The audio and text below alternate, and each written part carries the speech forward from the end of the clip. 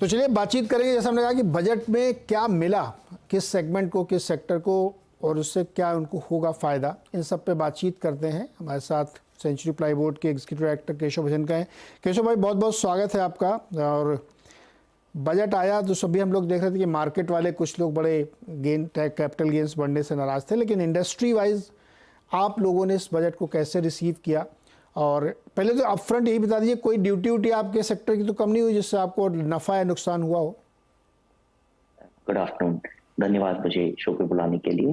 नहीं, हमारे सेक्टर के लिए कोई ड्यूटी चेंज या कोई बहुत महत्वपूर्ण चेंज नहीं हुआ है। लेकिन ओवरऑल मैं कहूँगा कि देखिए, इंडस्ट्री के लिए बहुत पॉजिटिव बजट है। मैं इस कारण से कह रहा हूँ कि लॉन्ग टर्म के ऊपर जो फोकस गवर्नमेंट ने रखा था पिछले कुछ बजटों से, वो कायम है। 11 लाख करोड़ से अधिक की राशि दी गई है फॉर इंफ्रास्ट्रक्चर डेवलपमेंट। अब आप किसी भी इकोनॉमी को देखिए, चाहे यूएस हो गया, चाहे चाइना हो गया, इन सभी में जो इकोनॉमिक ग्रोथ और इकोनॉमिक बूम आया था, वो आया था इंफ्रास्ट्रक्चर के कारण ही। Infrastructure, real estate sector grow किए थे, तब इकोनॉमी 8-9-10% पे ग्रो किए थे। तो मुझे लगता है कि एक बहुत बढ़िया स्टेप है, एक कंटिन्यूटी इन पॉलिसी दिख रही है, और लॉन्ग टर्म ये हमारे लिए बहुत बढ़िया है। शॉर्ट टर्म में भी अगर आप एम्प्लॉयमेंट के ऊपर थ्रस्ट को देखेंगे तो ये सभी इंडस्ट्री को हेल्प करेगी, हमारी इंडस्ट्री को भी मदद करेगी। जी, एक बड़ी स्कीम है जो जिसका फ़ायदा आपके सेक्टर को हो सकता है, वो हाउसिंग वाली है। तो ओवरऑल तो उनका इरादा है कि 10 लाख करोड़ खर्च करेंगे, लेकिन नेक्स्ट 5 ईयर्स में 2,20,000 करोड़ का आवंटन करने का इरादा है, जिसमें लगभग 40-50 हज़ार करोड़ एवरी ईयर होंगे। अदरवाइज़ भी बहुत सारे लोग मांग रहे थे कंस्ट्रक्शन, होम सेक्टर को मदद मिले। तो ये जो स्कीम आई है, इससे किस तरह के आपको फ़ायदे होंगे या किस तरह सेक्टर को बूस्ट मिलेगा? देखिए, प्रधानमंत्री आवास योजना में जो 3 करोड़ अधिक घर बनाने का इन्होंने डिसीजन दिया है, एक बहुत ही पॉजिटिव स्टेप है।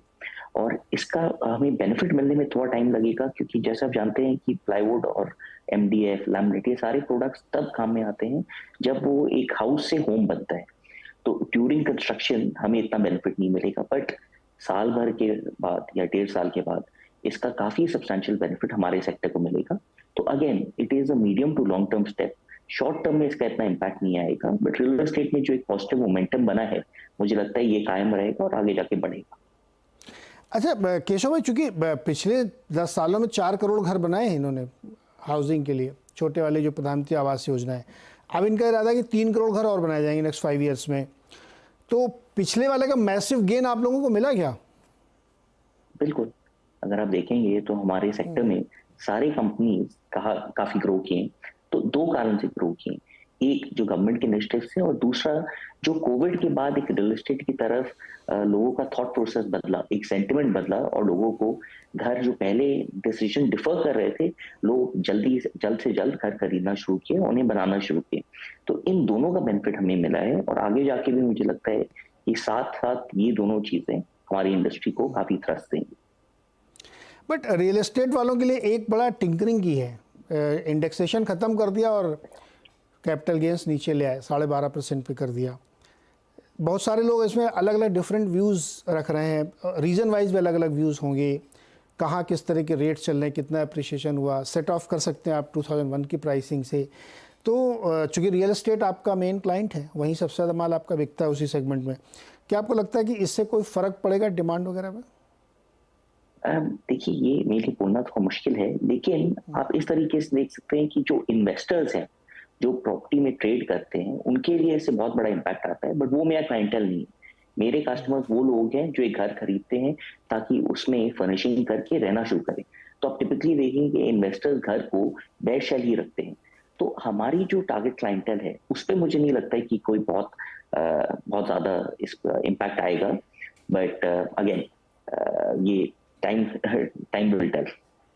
या बिल्कुल सही बात। अच्छा केशव जी, एक बड़ी इंटरेस्टिंग चीज़ मैं आपसे समझना चाहता हूँ, आप लोगों के पास ऐसा कोई ऑब्जर्वेशन या स्टडी होती है कि नए घर जो बन रहे हैं, जो नए नए मकान, फ्लैट वगैरह बनते हैं, इस पे ज़्यादा आप लोगों के प्रोडक्ट का इस्तेमाल होता है, या पुराने घरों में भी लोग अब चाहते हैं नई फर्निशिंग कराएं, पूरा नया मेकओवर करें उसका, उसमें ज़्यादा माल? जैसे हमने ये सवाल एक बार पेंट कंपनियों से पूछा था, तो उन्होंने कहा नए घरों से मुझे उतना फ़र्क नहीं पड़ता, हमको तो जो पुराने घर की पेंटिंग होती है उसमें ज़्यादा माल बिकता है।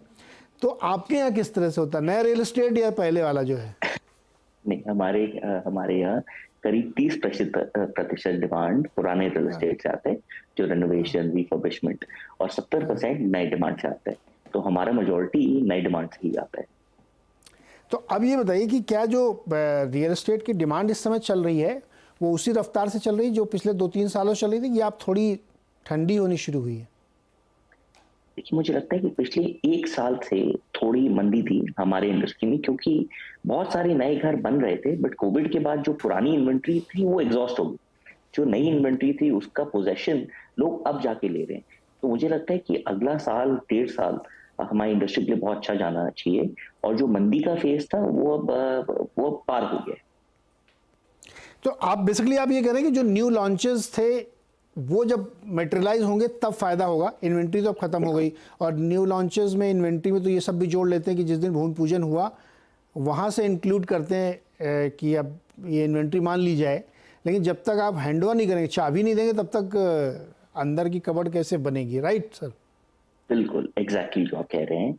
इसी कारण से लास्ट 1 साल के अंदर आप देखेंगे कि पूरी वुड पैनल इंडस्ट्री में, या हमारे से रिलेटेड भी जो बाकी इंडस्ट्रीज है जो फिनिशिंग स्टेज पे आते हैं, उनके लिए इतना अच्छा टाइम नहीं गया था। जो मटेरियल्स कंस्ट्रक्शन स्टेज पे जाते हैं, जैसे कि सीमेंट, पाइप, बाकी हो गए सरिया, इन सब में आपको अच्छी तेजी दिखी थी। तो अब मुझे लगता है कि जो हमारे टाइप के प्रोडक्ट्स हैं, not only would panel but other products also, जो फिनिशिंग में जाते हैं, उनके लिए एक अच्छा strong medium and short term दिखा।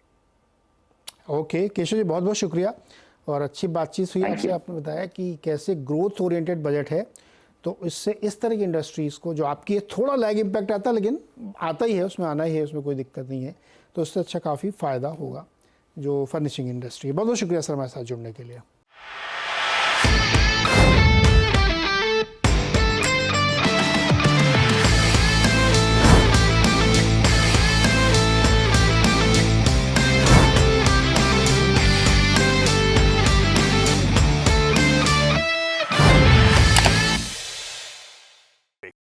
बता दें कि मनी कंट्रोल पर दिए गए विचार एक्सपर्ट्स के अपने निजी विचार होते हैं। वेबसाइट या मैनेजमेंट इसके लिए उत्तरदायी नहीं है। यूजर्स को मनी कंट्रोल की सलाह है कि कोई भी निवेश निर्णय लेने से पहले सर्टिफाइड एक्सपर्ट की सलाह लें।